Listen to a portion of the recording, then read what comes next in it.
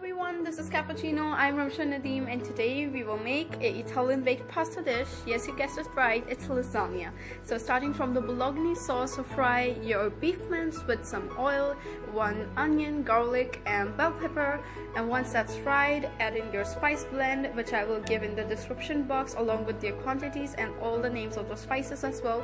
Once that's fried for around 2 minutes, add in your diced red ripe tomatoes as well as some tomato puree into it and just give it a good quick mix. Once that's done, add in some water into it and just cover it with the lid and let it simmer for around 15 to 20 minutes at least until your tomatoes get nice and mushy and it forms like a nice saucy meaty sort of consistency in texture. Once that's done, it's time to add the sauces, so adding some vinegar for a little acidic taste, a bit more, and some chili sauce, some soy sauce and some ketchup as well. That will give it a nice tangy sweety sort of taste as well as a nice volume to your sauce. Once that's done, also add in a bit of more water if you want, just to maintain the consistency, as well as any of your favorite herb. I like cilantro, so I'm using that. It's completely optional. And once that's done, set this aside and your meat sauce or Bolognese sauce is done. Now you can refrigerate it. That's what I did until you want to use it. That's completely will remain fine. It's time for the Cheddar cheese sauce. So boil your full cream milk into a saucepan, add in some butter, some crushed red chili flakes, some garlic powder, some salt and some mustard paste into it. Now this is a cheddar cheese sauce, which means it doesn't require any of the plain flour and butter sort of mixture, so we are not making any roux for this recipe. This is a simple recipe which will not have any lumps or any of that floury taste in it. So we will be taking it up with some plain flour and milk, which I'm diluting right here. So this is a slurry which we will be using to thicken up our sauce, and your sauce will not taste floury, 100% guaranteed.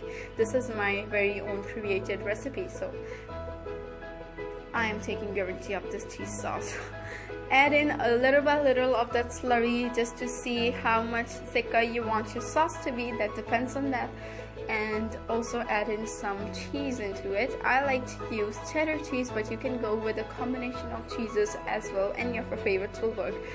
Once that's done, add in freshly ground black pepper in the end. It should be fresh, and in the end also half a chicken stock cube, just to make it nice and flavorful.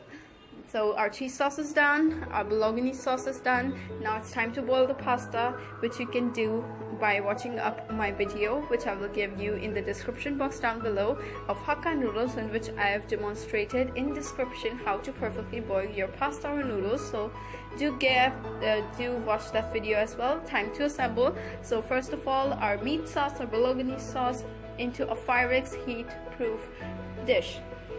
Then the pasta sheets, then the cheese sauce, then more sheets, more meat sauce, cheese sauce, sheets, meat sauce, cheese sauce, sheets, meat sauce. Just go like that, and top it with some loads of more cheese, and you can sprinkle on top some of your favorite herbs like oregano will work fine.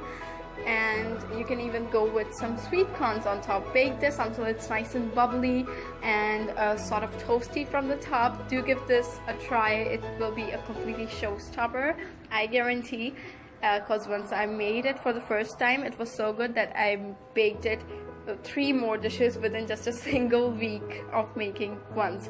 So give it a try and subscribe for new videos every Friday. Eat, drink, and sing. Bye guys.